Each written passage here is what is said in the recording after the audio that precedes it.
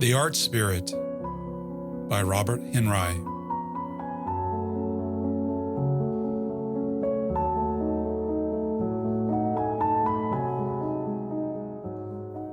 Painting is the expression of ideas in their permanent form. It is the giving of evidence. It is the study of our lives, our environment. The American who is useful as an artist is one who studies his own life and records his experiences. In this way, he gives evidence. If a man has something to say, he will find a way of saying it. The undercurrent and motive of all art is an individual man's idea. From each we expect what he has to give. We desire it. It is absolutely necessary for him to give it out. What is the relation of the artist to the community? What good does a man's art do? There are those in the community who regard the artist as a mere entertainer come with cap and bells to amuse and perform graces before a paying public. The true artist regards his work as a means of talking with men, of saying his say to himself and to others. It is not a question of pay. It is not a question of willing acceptance on the part of the public. If he is welcomed and paid, it is very good, but whether or no he must say his say. Whitman was not paid for his work either in money or in appreciation at the time he did it. What we have from him was a gift, at first, and for long after, unwillingly received. So also with Ibsen. They made good first. They were ridiculed first. Stevenson, the inventor, was laughed at. The Wright brothers were laughed at in the beginning. Men have to give just as the bird has to sing. The artist is teaching the world the idea of life. The man who believes that money is the thing is cheating himself. The artist teaches that the object of a man's life should be to play, as a little child plays. Only it is the play of maturity, the play of one's mental faculties. Therefore, we have art and invention. Art in the community has a subtle, unconscious, refining influence. It is a curious fact that the delicate acoustic arrangements of a music hall can be impaired by the music of inefficient, discordant orchestras, and for this reason, poor musical performances have been forbidden in some places. If a poor performance could affect adversely the acoustics of a hall, would not an able performance tend to improve them?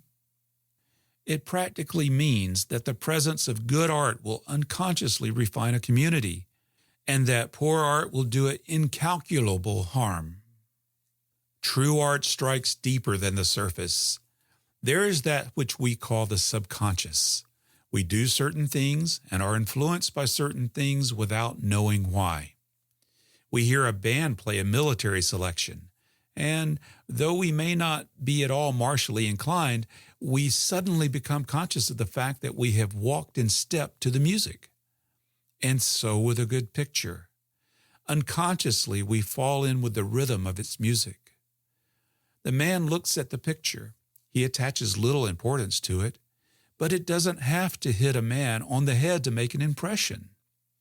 The influence is all the greater because the man doesn't realize that it's there. Look at a Homer seascape. There is order in it, in grand formation. It produces on your mind the whole vastness of the sea, a vastness as impressive and as uncontrollable as the sea itself. You are made to feel the force of the sea, the resistance of the rock.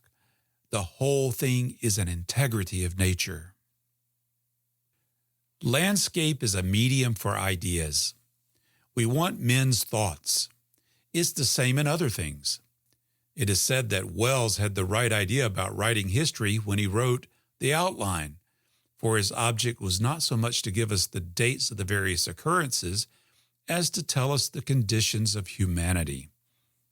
And so the various details in a landscape painting mean nothing to us if they do not express some mood of nature as felt by the artist. It isn't sufficient that the spacing and arrangement of the composition be correct in formula. The true artist, in viewing the landscape, renders it upon his canvas as a living thing. Perhaps he feels the wind blowing across landscape. In this case, he may use the tree to express the splendid power of the wind. It is a birch tree. It is a frail tree. It bends before the wind. You see the wind's effect in the branches and the leaves. Everything about the tree indicates the life and force of the wind. Thus, the tree becomes an eloquent symbol. It is the medium through which the idea of the wind is expressed. The next day, the artist goes out again, his active mind open to impressions, displaying interest in all directions. Again, the tree attracts his attention. This time it is the tree growing, the tree resisting the wind, the tree with its fecundity, the tree rising and spreading from its roots, the tree undergoing its complete cycle of growth from the roots, deriving its nutrition from the moisture in the ground and the sap in the trunk, the tree with the twigs and the leaves and the final flowering into blossoms. And in this tree the wind is blowing, the wind which is to the tree as a chasing is to the cup. There is the heart and the mind. The Puritan idea is that the mind must be master. I think the heart should be master and the mind should be the tool and servant of the heart. As it is, we give too much attention to laws and not enough to principles. The man who wants to produce art must have the emotional side first, and this must be reinforced by the practical. The man who has great emotions might burst into tears, but that is as far as he will get if he has no practical side. The artist must have the emotional side first, the primal cause of his being an artist, but he must also have an excellent mind, which he must command and use as a tool for the expression of his emotions. The idea, which is the primal thing for a picture, is all in the air. The expression on canvas is a case of absolute science as it deals with materials. A great artist is both a great imaginer and a great employer of practical science. First, there must be the man, then the technique.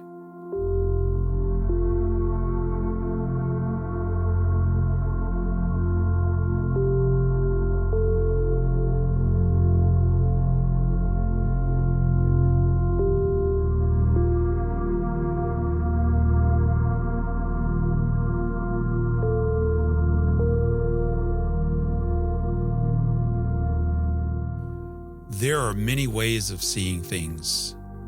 When you saw the thing and it looked beautiful to you, you saw it beautifully. Paint it as it looked then.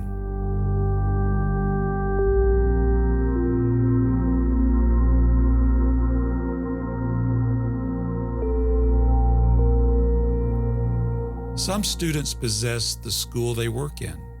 Others are possessed by the school.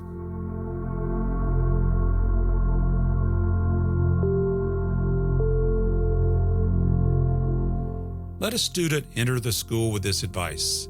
No matter how good the school is, his education is in his own hands. All education must be self-education. Let him realize the truth of this, and no school will be a danger to him. The school is a thing of the period.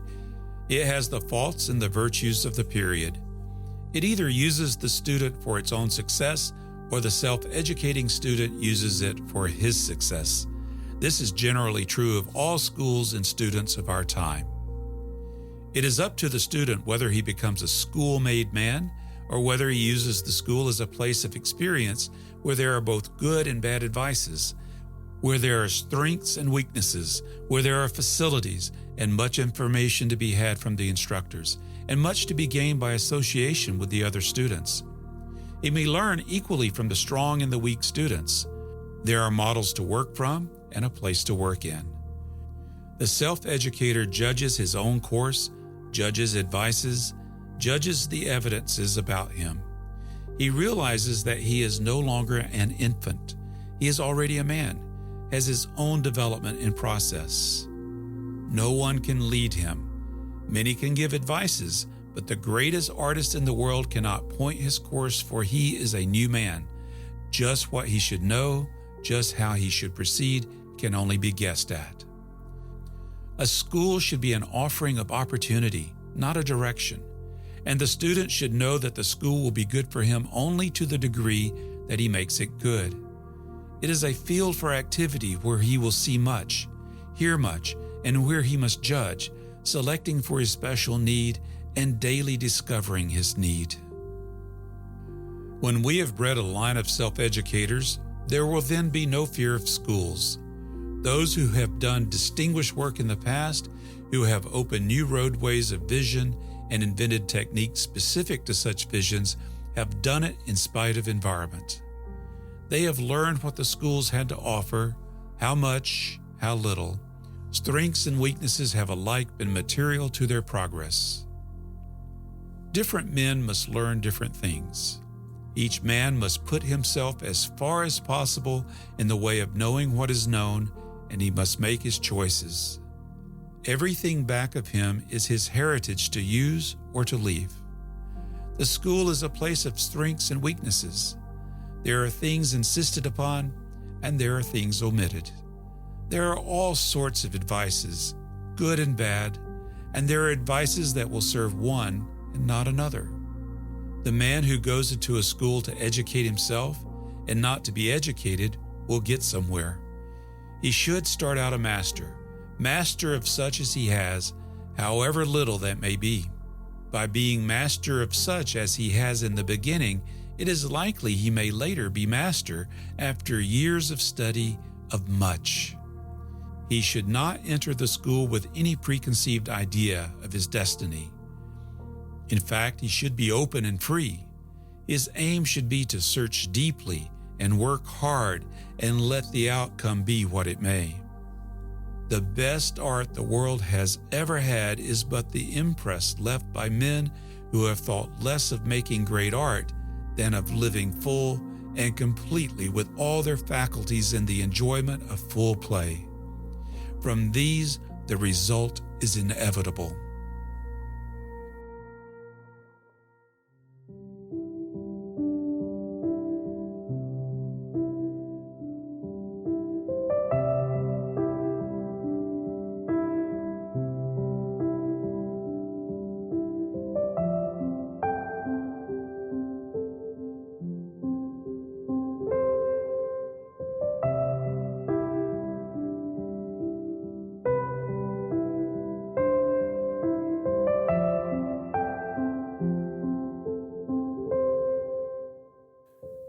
The technique of a little individuality will be a little technique, however scrupulously elaborated it may be. However long studied, it still will be a little technique, the measure of the man. The greatness of art depends absolutely on the greatness of the artist's individuality, and on the same source depends the power to acquire a technique sufficient for expression. The man who is forever acquiring technique with the idea that sometime he may have something to express will never have the technique of the thing he wishes to express. Intellect should be used as a tool. The technique learned without a purpose is a formula which, when used, knocks the life out of any ideas to which it is applied.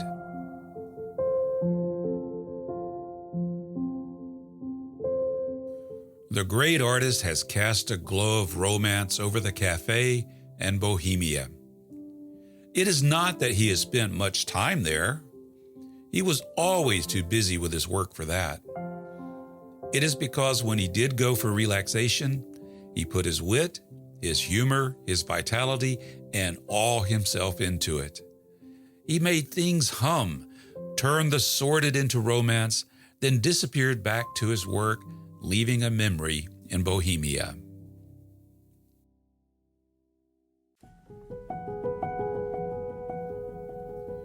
Age need not destroy beauty. There are people who grow more beautiful as they grow older. If age means to them an expansion and development of character, this new mental and spiritual state will have its effect on the physical.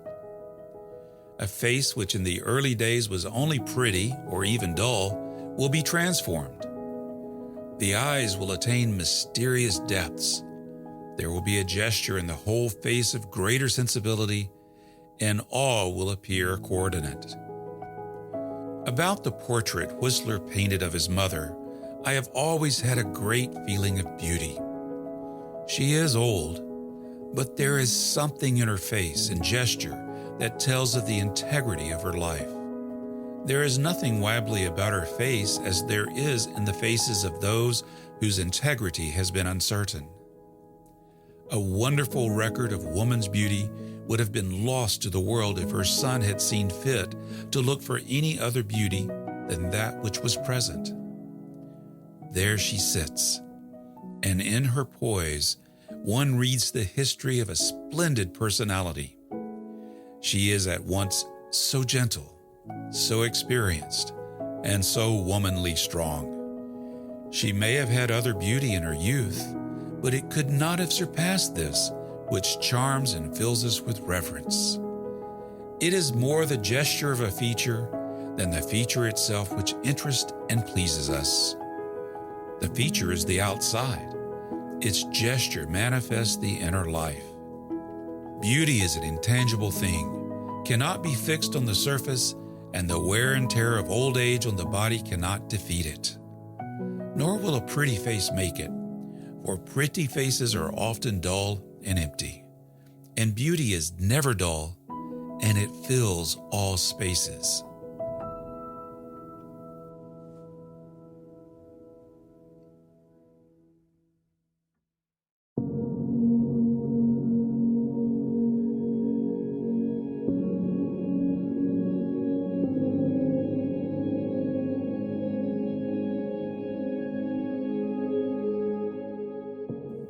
The lace on a woman's wrist is an entirely different thing from lace in a shop. In the shop, it is a piece of workmanship. On her hand, it is the accentuation of her gentleness of character and refinement.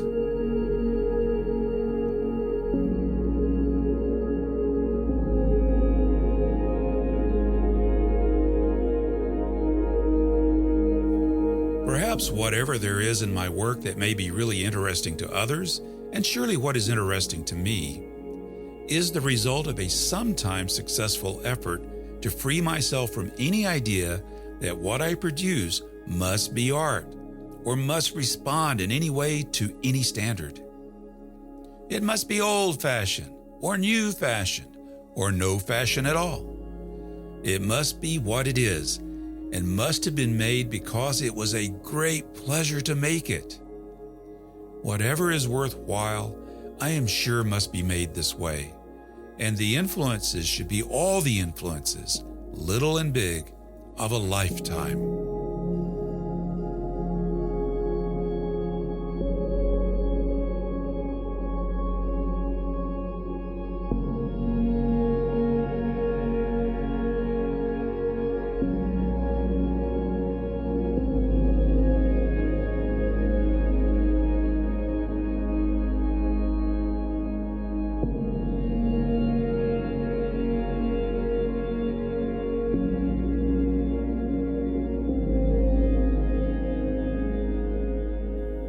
Develop your visual memory.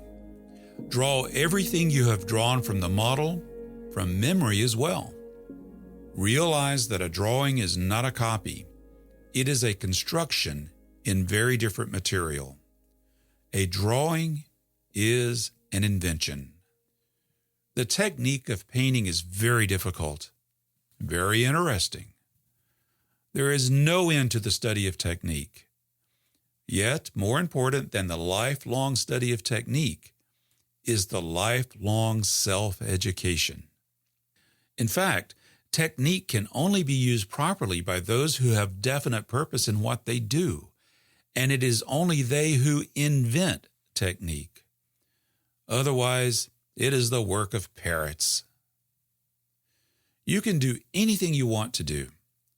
What is rare is this actual wanting to do a specific thing, wanting it so much that you are practically blind to all other things, that nothing else will satisfy you. When you, body and soul, wish to make a certain expression and cannot be distracted from this one desire, then you will be able to make a great use of whatever technical knowledge you have. You will have clairvoyance. You will see the uses of the technique you already have, and you will invent more. I know I have said a lot when I say you can do anything you want to do, but I mean it. There is reason for you to give this statement some of your best thought. You may find that this is just what is the matter with most of the people in the world, that few are really wanting what they think they want, and that most people go through their lives without ever doing one whole thing they really want to do. An artist has got to get acquainted with himself just as much as he can. It is no easy job, for it is not a present-day habit of humanity. This is what I call self-development, self-education. No matter how fine a school you are in, you have to educate yourself. There is nothing more entertaining than to have a frank talk with yourself. Few do it, frankly. Educating yourself is getting acquainted with yourself. Find out what you really like if you can. Find out what is really important to you. Then sing your song. You will have something to sing about, and your whole heart will be in the singing. When a man is full up with what he is talking about, he handles such language as he has with a mastery unusual to him, and it is at such times that he learns language.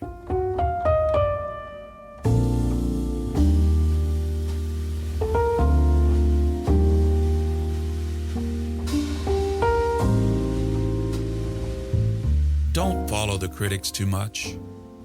Art appreciation, like love, cannot be done by proxy. It is a very personal affair and is necessary to each individual.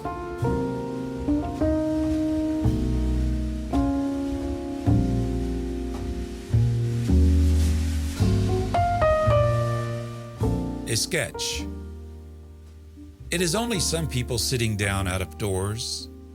There's the sensation of comfort under the trees, the baby carriage, the bloom of flowers, the women's clothes, green trees.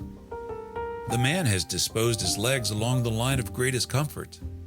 He won't keep them long that way, but just for the moment, he has the expansion of a dog in the sunlight. It is all a matter of the sense of these things, and it is very beautiful. It is not the kind of art that is painful either in its conception or its doing. It seems to have been born of wit and good-humored love of people and things, seems to have come forth spontaneously, a love song. It seems so easy, and it seems so glad to exist. Beside it, the bitter duty thing, made of painful, hard labor, of grinding and irritating patience, the thing great only because of the agony it took in its making, the dully labored, witless thing, the thing without love, the thing made not for itself but to win a prize, hangs ill at ease.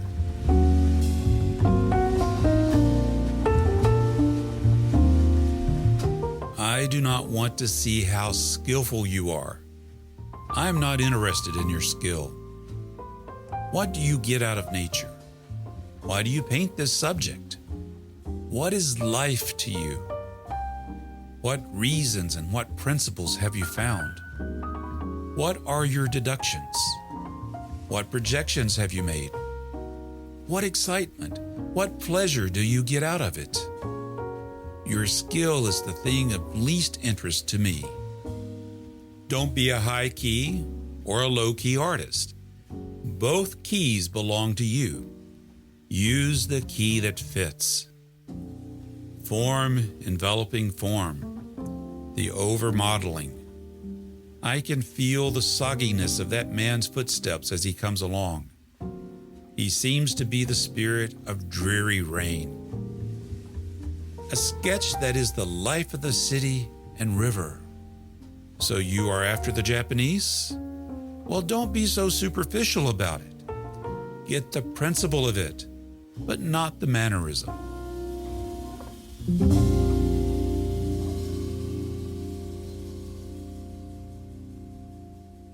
No one should be asked to write on any artist or art movement unless he likes the work of the artist or the effects of the movement very much, and has in his liking none of that propaganda spirit which boosts to the skies his idol and lays everything else in the dust. We have had much of this in recent times. Nor should the honor list be taken too seriously as an indication of worth. I venture to say that Thomas Eakins will be spoken of in times to come as one of the very great men in all American art, but he died practically unknown and received only an honor or two. I wonder what part in an encyclopedia of American art the truly decorative and significant work of the Indian will play.